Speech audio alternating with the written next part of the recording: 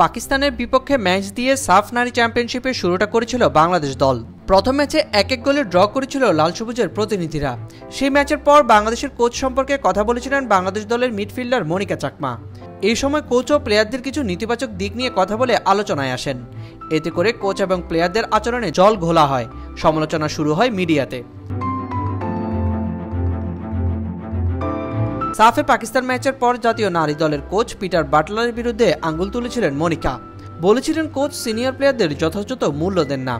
তবে আজ বাংলাদেশের এক প্রথম সারির গণমাধ্যমে তিনি বিষয়টি পরিষ্কারভাবে তুলে ধরেন। এই ব্যাপারে তাকে সরাসরি প্রশ্ন করা হলে তিনি তার ভুল বোঝার ব্যাপারটা পরিষ্কার করেন এবং জানান, আসলে কোচের বিরুদ্ধে অভিযোগ দিইনি। পিটার বাটলার দারুণ কোচ, তবে তিনি কিছু পরীক্ষা নিরীক্ষা করছিলেন। আমরা মনে করেছি দলের সিনিয়র খেলাদের খেলানো দরকার, আমরা চেয়েছি সিনিয়ররা খেলুক। আমিও সেটাই বলেছি। কোচের কাছ থেকে আমরা অনেক কিছু শিখেছি। আমরা কেউ তার বিরুদ্ধে নই। দলের স্বার্থেই আমরা চেয়েছিলাম সিনিয়রদের অভিজ্ঞতা কাজে আসুক।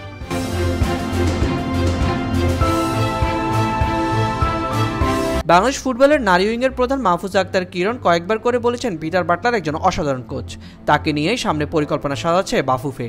মেয়েদের এবং কোচের মধ্যে সমস্যা সমাধান করেছেন বলে জানিয়েছেন কিরণ। এছাড়াও পিটার বাটলারকে নিয়ে সাফের পরবর্তী আসর পর্যন্ত পরিকল্পনা সাজাচ্ছে বাংলাদেশ, তাও জানিয়েছেন কিরণ। ম্যাচ পরবর্তী এইসব ব্যাপারে পরিষ্কার হওয়ার ব্যাপারেও কথা বলেছেন বাংলাদেশের মিডফিল্ডার মনিকা। বলেন, ফাইনালে যখন আমরা নেপালকে হারালাম তখন আমাদের সঙ্গে তিনি আনন্দ করেছেন, কোনো সমস্যাই নেই। মনিকা চাকমার ফুটবলের হাতেখড়ি হয় 2011 সালের বঙ্গমাতা গোল্ড কাপে নিজেদের উপজেলার রাঙামাটির লক্ষ্মীছড়ির হয়ে।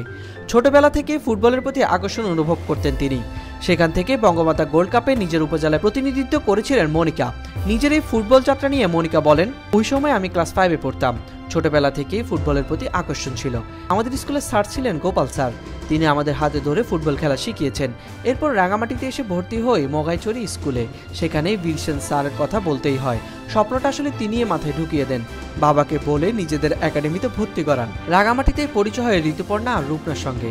আমরা ছোটবেলা থেকে একই সঙ্গে বড় হয়েছি। রাঙামাটির কোচ বরুণ বিকাশ দেওয়ান আর অরুণ বিকাশ দেওয়ান স্যার আমাদের অনেক কিছু শিখিয়েছেন। তারা না থাকলে এই পর্যায়ে আসতে পারতাম না। সাফের ফাইনালে মনিকা চাকমার গোলে লিড পেয়েছিল বাংলাদেশ। পরবর্তীতে ঋতুপর্ণা চাকমার গোলে দ্বিতীয়বারের মতো সাফ শিরোপা ঘরে তোলে বাংলাদেশের মেয়েরা।